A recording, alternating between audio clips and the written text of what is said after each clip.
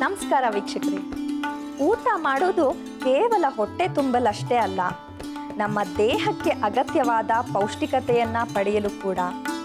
ಯಾವ್ಯಾವ ಆಹಾರ ನಮ್ಮ ದೇಹಕ್ಕೆ ಪೌಷ್ಟಿಕತೆಯನ್ನು ಒದಗಿಸುತ್ತೆ, ಯಾವ ಆಹಾರ ರೋಗ ರುಜಿನಗಳಿಂದ ದೂರವಿಡಲು ಸಹಾಯಕವಾಗುತ್ತೆ, ಇದೆಲ್ಲದರ ಬಗ್ಗೆ ತಿಳ್ಕೊಳ್ಳೋದು ತುಂಬಾ ಮುಖ್ಯ. ಈ ರೀತಿ ಆಹಾರ ಪದ್ಧತಿ ಬಗ್ಗೆ ಹಾಗೆ ನಮ್ಮ ಆರೋಗ್ಯವನ್ನು ಕಾಪಾಡಿಕೊಳ್ಳೋದು ಹೇಗೆ, ಇದ್ರ ಬಗ್ಗೆ ತಿಳಿಸ್ಕೊಡೋ ಅಂಥ ಏಕೈಕ ವೈದ್ಯಕೀಯ ಪದ್ಧತಿ ನಮ್ಮ ಆಯುರ್ವೇದ. ಹಾಗಾದರೆ ಬನ್ನಿ ಸ್ನೇಹಿತರೆ, ನಿಮ್ಮೆಲ್ಲರ ಮೆಚ್ಚಿನ ಆಯುರ್ವೇದಂ ವಹಾಮ್ಯಹಂ ಕಾರ್ಯಕ್ರಮದಲ್ಲಿ ಇಂಥ ಅದ್ಭುತ ಆಯುರ್ವೇದದ ಬಗ್ಗೆ ತಿಳ್ಕೊಳ್ಳೋಣ. ಶೌರ್ಯ ನಮಸ್ಕಾರ. ನಮಸ್ಕಾರ. ನಮ್ಮ ಆಯುರ್ವೇದಂ ವಹಾಮ್ಯಹಂ ಕಾರ್ಯಕ್ರಮಕ್ಕೆ ಆತ್ಮೀಯ ಸ್ವಾಗತ. ಧನ್ಯವಾದ. ಆದರೆ ಶೌರ್ಯ, ಈ ಪಾದಕ್ಕೆ ಸಂಬಂಧಪಟ್ಟ ತೊಂದರೆಗಳು ಯಾವುವು, ಇದು ಬರೋದಕ್ಕೆ ಕಾರಣಗಳೇನು, ಹಾಗೆ ಈ ಸಮಸ್ಯೆಗಳು ಬಂದಾಗ ಏನೆಲ್ಲ ಪರಿಹಾರನ ನಾವು ಕಂಡುಕೊಳ್ಬೇಕಾಗುತ್ತೆ, ಇದ್ರ ಬಗ್ಗೆ ತಿಳಿಸ್ಕೊಡ್ತೀರಾ? ತಿಳಿಸ್ಕೊಡ್ತೀನಮ್ಮ. ಈ ಪಾದದ ತೊಂದರೆಗಳು ಏನನ್ನೋದಿದೆ, ಇದನ್ನು ನಾವು ಫ್ಲ್ಯಾಟ್ ಫುಟ್ ಅಂತ ಹೇಳ್ತೀವಿ. ಕೆಲವರಿಗೆ ಪಾದ ಸರಿಸಮಾನವಾಗಿರುತ್ತೆ, ಕೂತ್ಕೊಂಡಿರುತ್ತೆ, ನೆಲಕ್ಕೆ ನಾವು ಪಾದಗಳನ್ನು ಊರಿದಾಗ ಕೂತ್ಕೊಳ್ಳುತ್ತೆ. ಕೆಲವರಿಗೆ ಒಂದು ಕರ್ವ್ ಇರುತ್ತೆ. ಸೊ ಈ ಥರದ ತೊಂದರೆಗಳು ಯಾವಾಗ ಇವರು ಈ ಫ್ಲ್ಯಾಟ್ ಫೀಟ್ ಇರೋರು ಯಾವಾಗಲೂ ಫ್ಲ್ಯಾಟ್ ಆದಂಥ ಚಪ್ಪಲಿಗಳನ್ನು, ಪಾದರಕ್ಷೆಗಳನ್ನು ಯೂಸ್ ಮಾಡಬೇಕಾಗತ್ತೆ. ಹೀಲ್ಸನ್ನು ಯೂಸ್ ಮಾಡಿದಾಗ ಇವರಿಗೆ ಹೆಚ್ಚು ಈ ನರ್ವ್ ಡಿಸಾರ್ಡರ್ ಆಗುವಂಥದ್ದು ಮತ್ತು ಈ ನರಗಳು ಗಂಟು ಕಟ್ಟುತ್ತೆ ಪಾದದಲ್ಲಿ, ಆ ಒಂದು ತೊಂದರೆ ಹೆಚ್ಚಾಗಿ ಕಂಡುಬರುತ್ತೆ. ಆದಷ್ಟು ಫ್ಲ್ಯಾಟ್ ಫೀಟ್ ಇರೋರು ಪಾದರಕ್ಷೆಗಳನ್ನು ಹಾಕ್ಕೊಂಡು ಮನೆಯಲ್ಲೇ ಆಗ್ಬೋದು ಅಥವಾ ಹೊರಗಡೆಯೇ ಆಗಿರ್ಬೋದು ಅದನ್ನು ಯೂಸ್ ಮಾಡಬೇಕಾಗತ್ತೆ. ಮತ್ತು ಈ ಪಾದಗಳು ಸ್ವಲ್ಪ ಕರ್ವ್ ಆಗಿರುತ್ತೆ ಅಂತಂದರೆ ಒಂದು ಗ್ಯಾಪ್ ಇರುತ್ತೆ. ಅದರಿಂದ ಏನಾಗುತ್ತೆ ಅಂದರೆ ಹಿಮ್ಮಡಿಯ ಮೇಲೆ ಹೆಚ್ಚು ಭಾರ ಇವರಿಗೆ ಬೀಳುತ್ತೆ. ಸೊ ಆದಷ್ಟು ಇವರು ದಪ್ಪವಾಗಿದ್ದರೆ ತಮ್ಮ ಭಾರವನ್ನು, ದೇಹದ ಭಾರವನ್ನು ಕಡಿಮೆ ಮಾಡ್ಕೊಳ್ಬೇಕಾಗತ್ತೆ, ದೇಹದ ತೂಕವನ್ನು ಕಡಿಮೆ ಮಾಡ್ಕೊಳ್ಬೇಕಾಗತ್ತೆ. ಮತ್ತು ಅದಲ್ಲದೆ ಇವರು ಹೆಚ್ಚು ಫ್ಯಾಟ್ ಇರುವಂಥ ಕಂಟೆಂಟ್ ಇರುವಂಥ ಆಹಾರಗಳನ್ನು ಸೇವಿಸೋದು ಒಳ್ಳೆಯದಲ್ಲ.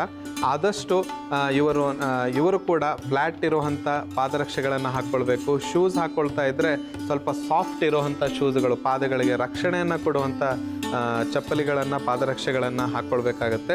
ಮತ್ತು ಆದಷ್ಟು ಇವರು ಜಿಗಿಯೋದಾಗಲಿ ಅಥವಾ ಸ್ಕಿಪ್ಪಿಂಗ್ ಮಾಡೋದಾಗಲಿ ಇಂಥ ಒಂದು ಆಸನಗಳನ್ನು ಅಥವಾ ಬೇರೆ ಯಾವುದೇ ರೀತಿಯ ವ್ಯಾಯಾಮಗಳನ್ನು ಈ ಒಂದು ಒಂದು ಹಿಮ್ಮಡಿಗೆ ಕಷ್ಟ ಆಗೋ ಹಾಗೆ ಇವರು ಮಾಡಬಾರ್ದು.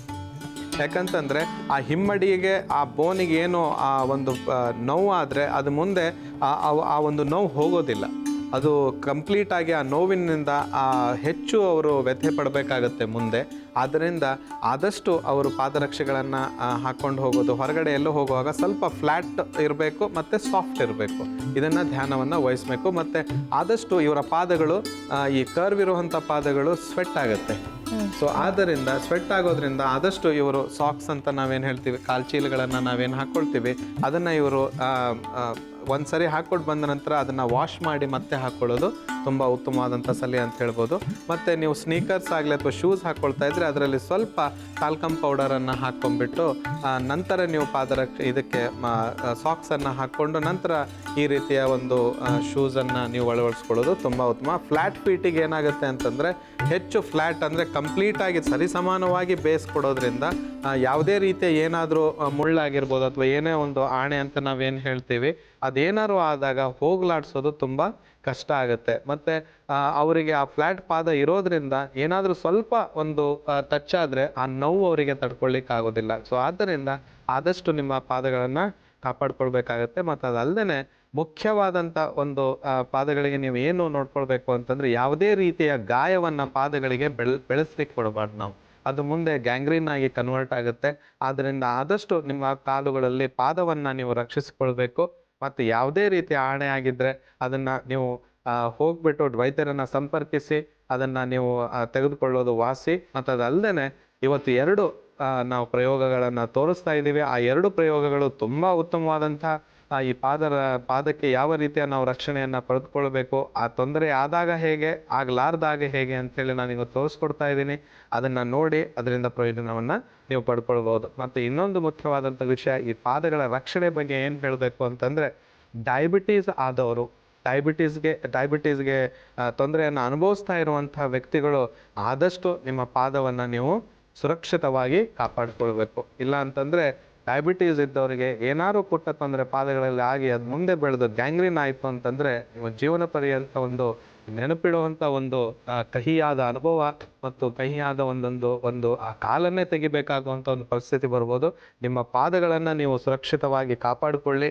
ಆದಷ್ಟು ಏರ್ ಸರ್ಕ್ಯುಲೇಷನ್ ಆಗುವಂಥ ಪಾದರಕ್ಷೆಗಳನ್ನು ಯೂಸ್ ಮಾಡೋದು, ಸಾಫ್ಟಾಗಿ ಫ್ಲ್ಯಾಟ್ ಇರುವಂಥ ಪಾದರಕ್ಷೆಗಳನ್ನು ಯೂಸ್ ಮಾಡಿ. ಈಗೆಲ್ಲ ನೀವು ನೋಡಿರ್ಬೋದು, ಹೈ ಹೀಲ್ ಹಾಕೊಂಡ್ಬಿಟ್ಟು ಓಡಾಡ್ತಾರೆ.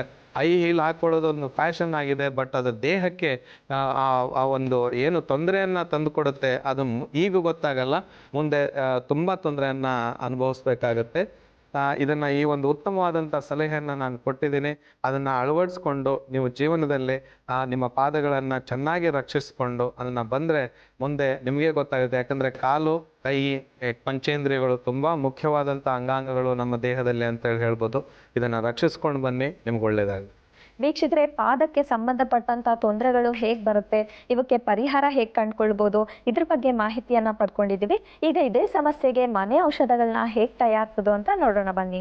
ಅದಕ್ಕೆ ಮುಂಚಿತವಾಗಿ ಇದಕ್ಕೆ ಬೇಕಾಗಿರುವಂಥ ಸಾಮಗ್ರಿಗಳು ಏನಂತ ಹೇಳಿ ನೋಟ್ ಮಾಡ್ಕೊಳ್ಳಿ.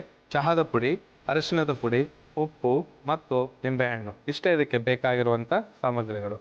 ಮೊದಲು ಒಂದು ಪಾತ್ರೆಗೆ ಒಂದು ಸ್ವಲ್ಪ ನೀರು ಹಾಕ್ಕೊಳ್ಬೇಕು. ಒಂದು 2 ರಿಂದ 3 ಟೇಬಲ್ ಸ್ಪೂನ್ ಅಷ್ಟು ನೀರನ್ನು ಹಾಕ್ಕೊಂಡು ನಂತರ ಅದಕ್ಕೆ ಚಹಾದ ಪುಡಿಯನ್ನು ಹಾಕ್ಕೊಳ್ಬೇಕು. ಸ್ವಲ್ಪ ನೀರನ್ನು ಮಾತ್ರ ಹಾಕ್ಕೊಳ್ಬೇಕು. ಇದಕ್ಕೆ ನಾವು ಚಹಾದ ಪುಡಿಯನ್ನು ಬೆರೆಸ್ಬೇಕು. ಒಂದು 1/4 ಚಮಚದಷ್ಟು ಚಹಾದ ಪುಡಿ, 1/2 ಚಮಚದಷ್ಟು ಅರಿಶಿಣ,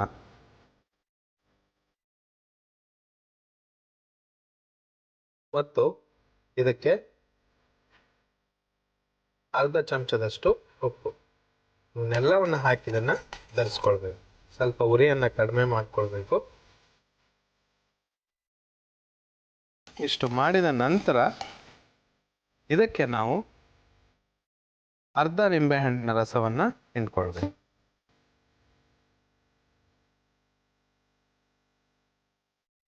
ಈಗ ಇದನ್ನ ಫ್ಲೇಮನ್ನು ಆಫ್ ಮಾಡ್ಕೊಳ್ಬೇಕು. ಮಾಡಿಕೊಂಡು ಈಗ ಈ ಥರ ಇದನ್ನು ಮಿಕ್ಸ್ ಮಾಡ್ಕೊಳ್ಬೇಕು. ಈ ಥರ ಮಿಕ್ಸ್ ಮಾಡ್ಕೊಂಡ್ಮೇಲೆ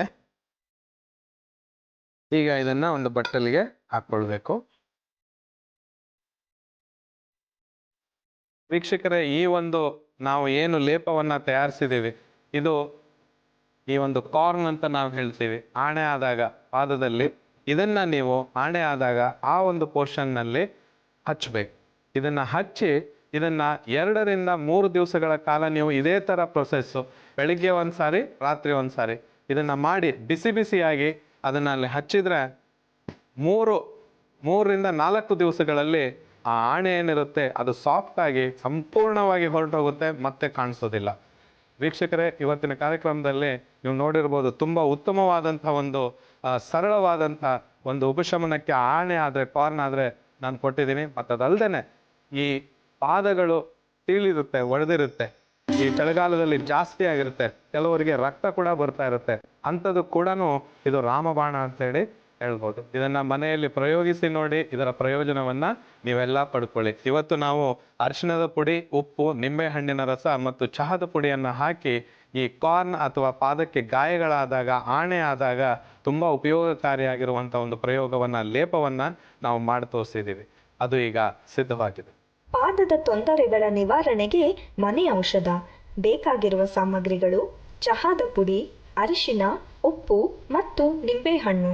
ತಯಾರಿಸುವ ವಿಧಾನ: ಕಾಯಿಲಿಟ್ಟ ಪಾತ್ರೆಗೆ ಸ್ವಲ್ಪ ನೀರು, ಚಹಾದ ಪುಡಿ, ಅರಿಶಿನ ಮತ್ತು ಉಪ್ಪನ್ನು ಹಾಕಿ ಮಿಕ್ಸ್ ಮಾಡಿ ನಿಂಬೆಹಣ್ಣಿನ ರಸವನ್ನು ಹಿಂಡಿ ಸ್ಟವ್ ಆಫ್ ಮಾಡಿ ಮಿಕ್ಸ್ ಮಾಡಿಕೊಂಡು ಒಂದು ಬಟ್ಟಲಿಗೆ ಹಾಕಿಕೊಂಡರೆ ಪಾದದ ತೊಂದರೆಗಳ ನಿವಾರಣೆಗೆ ಮನೆ ಔಷಧ ಸಿದ್ಧ. ವೀಕ್ಷಕರೇ, ನೋಡಿದ್ವಲ್ಲ, ಈ ಪಾದದ ತೊಂದರೆಗಳಿಗೆ ಸಂಬಂಧಪಟ್ಟಂತೆ ಈ ಒಂದು ಸಮಸ್ಯೆ ಎದುರಾದಾಗ ಯಾವ ರೀತಿ ಸುಲಭವಾದ ಮನೆ ಔಷಧ ತಯಾರಿಸ್ಬೋದು ಅಂತ. ಈಗ ಇದೇ ಸಮಸ್ಯೆಗೆ ಮತ್ತೊಂದು ಮನೆ ಔಷಧ ಇದೆ, ಅದನ್ನ ಹೇಗೆ ತಯಾರಿಸೋದು ಅಂತ ತಿಳ್ಕೊಳ್ಳೋಣ. ಸ್ನೇಹಿತರೆ, ಬನ್ನಿ, ಈ ಪಾದದ ತೊಂದರೆಗೆ ಮತ್ತೊಂದು ಮನೆ ಔಷಧನ ಯಾವ ರೀತಿ ತಯಾರಿಸೋದು ಅಂತ ನೋಡೋಣ.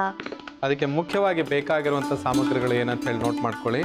ವೀಳ್ಯದ ಎಲೆ, ಬೇವಿನ ಎಲೆ, ಅರಿಶಿಣದ ಪುಡಿ, ತುಪ್ಪ ಹಾಗೂ ಈರುಳ್ಳಿ ಪೇಸ್ಟ್ ಇದಕ್ಕೆ ಬೇಕಾಗಿರುವಂಥ ಸಾಮಗ್ರಿಗಳು. ಈರುಳ್ಳಿಯನ್ನು ನಾವು ಸ್ವಲ್ಪ ಜಜ್ಕೊಂಡಿದ್ದೀವಿ, ಅದನ್ನು ಪೇಸ್ಟ್ ಮಾಡ್ಕೊಂಡಿದ್ದೀವಿ. ಅದನ್ನು ಈಗ ನಾವು ಮತ್ತೆ ಕುಟಾಣಿಗೆ ಹಾಕಿ ವೀಳ್ಯದ ಎಲೆ ಮತ್ತು ಅರಿಶಿಣದ ಜೊತೆ ನಾವು ಕುಟ್ಕೊಳ್ಬೇಕಾಗತ್ತೆ. ಅದೇ ಸಮಯದಲ್ಲಿ ನಾವು ಇಲ್ಲಿ ಪಾತ್ರೆಯಲ್ಲಿ ಒಂದು 2-3 ಟೇಬಲ್ ಸ್ಪೂನಷ್ಟು ನೀರನ್ನು ಹಾಕಿ ಅದಕ್ಕೆ ನಾವು ಬೇವಿನ ಎಲೆಯನ್ನು ಹಾಕ್ಕೊಳ್ಬೇಕು. ಬನ್ನಿ ಮೊದಲಿಗೆ ತೋರಿಸ್ಕೊಡ್ತೀನಿ ಹೇಗೆ ಮಾಡೋದು ಇದನ್ನು ಅಂತ ಹೇಳಿ. ಅರ್ಧ ಭಾಗದಷ್ಟು ಅಂದರೆ ಇಲ್ಲಿ 1 ಟೀ ಸ್ಪೂನಷ್ಟು ನಾನು ಈರುಳ್ಳಿ ಜಜ್ಜಿಟ್ಟಿರೋದನ್ನು ತೆಗೆದುಕೊಳ್ತಾ ಇದ್ದೀನಿ. ಅದನ್ನು ಹಾಕ್ಕೊಳ್ಬೇಕು. ಅದಾದ ನಂತರ ವೀಳ್ಯದ ಎಲೆ, ಒಂದು ಅರ್ಧ ವೀಳ್ಯದ ಎಲೆಯನ್ನು ಅದಕ್ಕೆ ಹಾಕಬೇಕು. ಮತ್ತು 1/4 ಚಮಚದಷ್ಟು ಅರಿಶಿಣ ಮತ್ತು ಈ ಬೇವಿನ ಎಲೆ ಏನಿದೆ ಅದನ್ನು ನಾವು ನೀರನ್ನ ಹಾಕಿ ಬೇಯಿಸ್ಕೊಳ್ಬೇಕು. ಅದಕ್ಕೆ ನಾವು ಸ್ವಲ್ಪ ತುಪ್ಪವನ್ನು ಹಾಕ್ಕೊಳ್ಬೇಕು. ಈಗ ಅದನ್ನು ತೋರಿಸ್ಕೊಡ್ತೀನಿ ಹೇಗೆ ಅಂತೇಳಿ.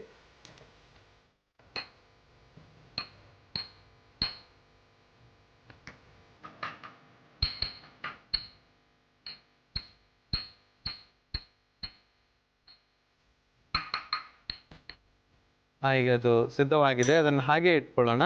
ಈಗ ಇಲ್ಲಿ ಪಾತ್ರೆಗೆ ಒಂದು ಸ್ವಲ್ಪ ನೀರನ್ನು ಹಾಕ್ಕೊಳ್ಬೇಕು.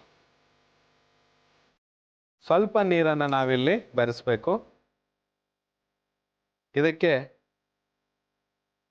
3-4 ಬೇವಿನ ಎಲೆಯನ್ನು ಹಾಕಿ, ಅದಾದ ನಂತರ ಇದಕ್ಕೆ 1/4 ಚಮಚದಷ್ಟು ತುಪ್ಪ. ಇದಕ್ಕೆ ತುಪ್ಪವನ್ನ ನಾವು ಯಾಕೆ ಯೂಸ್ ಮಾಡ್ತಾ ಇದೀವಿ ಅಂತ ಹೇಳ್ತೀರಾ? ಇದು ನಮ್ಮ ದೇಹದಲ್ಲಿ ಸರಳವಾಗಿ ಎಲ್ಲ ಕಡೆ ಸ್ಪ್ರೆಡ್ ಆಗುತ್ತೆ, ಬಹಳ ಬೇಗ ಈ ಒಂದು ಕಾರ್ಯವನ್ನು ಮಾಡುತ್ತೆ. ನಾವು ಮೊದಲೇ ನಮ್ಮ ಸಂಚಿಕೆಗಳು ಹೇಳ್ತಾ ಇದ್ವಿ ತುಪ್ಪವನ್ನು ಬಳಸೋದ್ರಿಂದ ಯಾವ ರೀತಿಯ ಒಂದು ಉಪಯೋಗ ಇದೆ ಅಂಥೇಳಿ. ತುಪ್ಪವನ್ನು ಬಳಸೋದ್ರಿಂದ ಅದು ದೇಹದಲ್ಲಿ ಬಹಳ ಬೇಗನೆ ನಾವೇನು ಆಯುರ್ವೇದದ ಒಂದು ಏನು ಮನೆ ಔಷಧಿಗಳನ್ನು ತೆಗೆದುಕೊಳ್ತಾ ಇದ್ದೀವಿ ಅದು ಬಹಳ ಬೇಗ ನಮ್ಮ ರಕ್ತನಾಳಗಳಲ್ಲಿ ಹೋಗುತ್ತೆ. ಆ ಒಂದು ಕೆಲಸ ಕಾರ್ಯವನ್ನು ತುಪ್ಪ ಮಾಡ್ತಾರೆ. ಈಗ ನೋಡಿ ಈ ರೀತಿ ಇದು ರೆಡಿ ಆದಮೇಲೆ ಸ್ವಲ್ಪ ಬಾಯ್ಲ್ ಆಗಬೇಕು. ಬಾಯ್ಲ್ ಆದಮೇಲೆ ಇದನ್ನು ನಾವು ಆಫ್ ಮಾಡಿಕೊಂಡು ಎಲೆಗಳನ್ನು ಸೈಡಿಗೆ ಇಟ್ಕೊಳ್ಬೇಕು. ಈಗ ಒಂದು ಬಟ್ಲನ್ನು ಕೊಡಿ. ಇದು ನಾವು ಈಗ ಇದು ಸಿದ್ಧ ಮಾಡಿದಂಥ ಏನು ಮಿಶ್ರಣ ಇದೆ ಇದನ್ನು ಇಲ್ಲಿ ಹಾಕ್ಕೊಳ್ಬೇಕು. ಹಾಕ್ಕೊಂಡ ನಂತರ ನಾವೇನು ಈ ಒಂದು ಬೇವಿನ ಮತ್ತು ತುಪ್ಪವನ್ನು ಹಾಕಿ ಮಾಡಿದಂಥ ನೀರೇನಿದೆ ಅದನ್ನು ಇದಕ್ಕೆ ಬೆರೆಸ್ಕೊಳ್ಬೇಕು.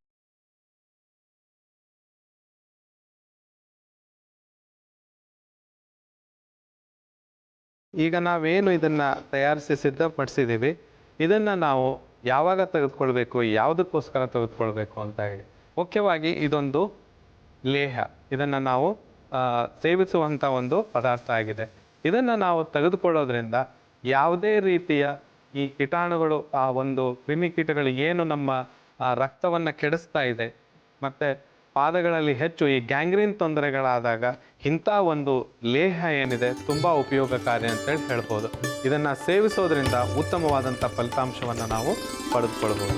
ಮತ್ತು ಅದಲ್ಲದೆ ಇದರಲ್ಲಿ ವೀಳ್ಯದ ಎಲೆಯನ್ನು ಹಾಕಿದ್ದೀವಿ. ಇದು ನಾವು ತಿಂದಾಗ ನಮಗೆ ಜೀರ್ಣ ಆಗುತ್ತೆ. ಅದೇ ರೀತಿ ನಾವು ಆಹಾರವನ್ನು ಸ್ವೀಕರಿಸಿದಾಗ ಎಲ್ಲಿ ಒಂದು ತೊಂದರೆ, ಆ ಒಂದು ನೋವಾಗಿರ್ಬೋದು, ಆ ನೋವನ್ನು ಉಪಶಮನಗೊಳಿಸೋದಕ್ಕೆ ಪಾದದಲ್ಲಿ ಇದು ಹೆಲ್ಪ್ ಮಾಡುತ್ತೆ. ಮತ್ತು ಅದಲ್ಲದೆ ಅರಿಶಿಣ ಆ್ಯಂಟಿಸೆಪ್ಟಿಕ್ ಆಗಿರುತ್ತೆ. ತುಪ್ಪವನ್ನು ಭಾಳ ಬೇಗ ರಕ್ತನಾಳಗಳಲ್ಲಿ ಚಲಿಸುವಂತೆ ಮಾಡುತ್ತೆ. ಅದಲ್ಲದೆ ನಾವು ಇಲ್ಲಿ ಈರುಳ್ಳಿ ಮತ್ತು ಬೇವಿನ ಸೊಪ್ಪನ್ನು ನಾವಿಲ್ಲಿ ತೊಗೊಂಡಿದ್ದೀವಿ. ಇವೆರಡು ಆ ಒಂದು ಗಾಯ ಆಗಿರುತ್ತೆ ಅದನ್ನು ಬೆಳಿಲಾರ್ದ ಹಾಗೆ ನೋಡ್ಕೊಳ್ಳುತ್ತೆ, ಆದಷ್ಟು ಬೇಗ ಅದನ್ನು ವಾಸಿ ಮಾಡುತ್ತೆ.